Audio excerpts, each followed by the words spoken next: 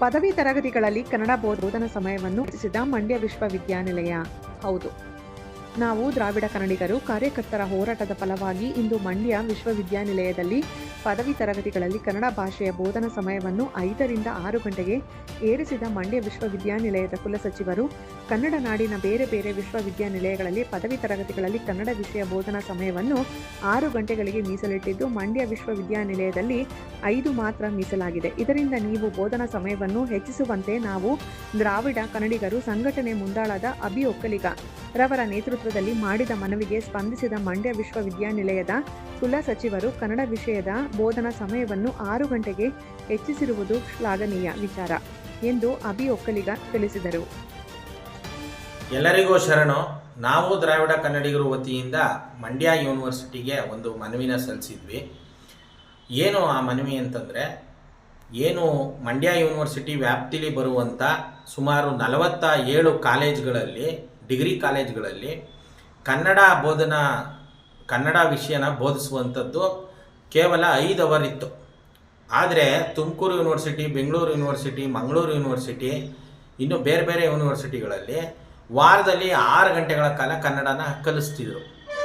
ಇದು ಅತಿ ಹೆಚ್ಚು ಕನ್ನಡ ಮಾತನಾಡೋರ ಜಿಲ್ಲೆ ಮಂಡ್ಯ ಅನ್ನುವ ಹೆಗ್ಗಳಿಕೆ ಏನಿದೆ, ಅದೇ ರೀತಿ ಇಲ್ಲಿ ಅತಿ ಹೆಚ್ಚು ಸಮಯ ಕನ್ನಡನ ಬೋಧಿಸಲಾಗ್ತದೆ ಅನ್ನುವಂಥ ಹೆಗ್ಗಳಿಕೆನ ಕಾಪಾಡ್ಕೋಬೇಕಿತ್ತು. ಆದರೆ ಇಲ್ಲಿ 1 ಅವರ್ ಕಡಿಮೆ ಕೂಡ ಇತ್ತು. ಹಾಗಾಗಿ ನಾವು ಮನವಿ ಸಲ್ಲಿಸಿದ್ವಿ, 5 ಅವರ್ ಇರೋದನ್ನು 7 ಅವರ್ಗೆ ನೀವು ಹೆಚ್ಚಿಸಬೇಕು ಅಂತ ಯೂನಿವರ್ಸಿಟಿ ಚಾನ್ಸ್ಲರ್ಗೆ ಕೊಟ್ಟಾಗ, ವೈಸ್ ಚಾನ್ಸ್ಲರ್ ಅವ್ರಿಗೆ, ಅವರು ಇದು ನಮ್ಮದು ಮೈಸೂರು ಯೂನಿವರ್ಸಿಟಿಯಿಂದ ಇವಾಗ ಬೇರ್ಪಟ್ಟಿದೆ, ಈ ಥರ ಎಲ್ಲ ಏನೇನೋ ಹೇಳಿದ್ರು.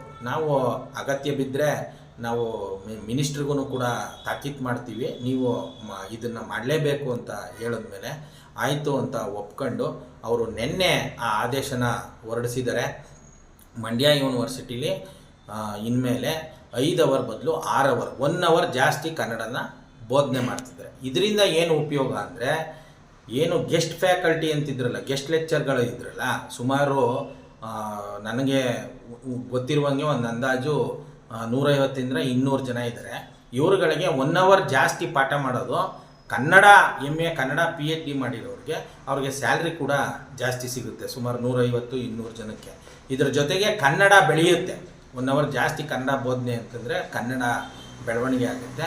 ಹಾಗಾಗಿ ಇದೊಂದು ನಾವು ದ್ರಾವಿಡ ಕನ್ನಡಿಗರು ಚಳುವಳಿಯ ಒಂದು ಯಶಸ್ಸು ಅನ್ನೋದನ್ನು ನಾವು ಈ ಮೂಲಕ ಎಲ್ರಿಗೂ ತಿಳಿಯಪಡಿಸ್ತಾ ಇದ್ದೀವಿ.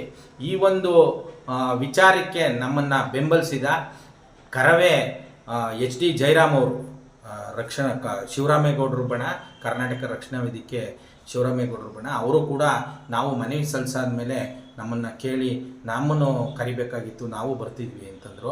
ಸರಿ, ನೀವು ನಿಮ್ಮ ಸಂಘಟನೆಯಿಂದ ಮನವಿ ಸಲ್ಲಿಸಿ ಅಂತಂದಮೇಲೆ ಅವರು ಕೂಡ ಮನವಿ ಸಲ್ಲಿಸಿದರು. ಅವ್ರಿಗೂ ಕೂಡ ಶರಣುಗಳನ್ನ ತಿಳಿಸ್ತೀವಿ.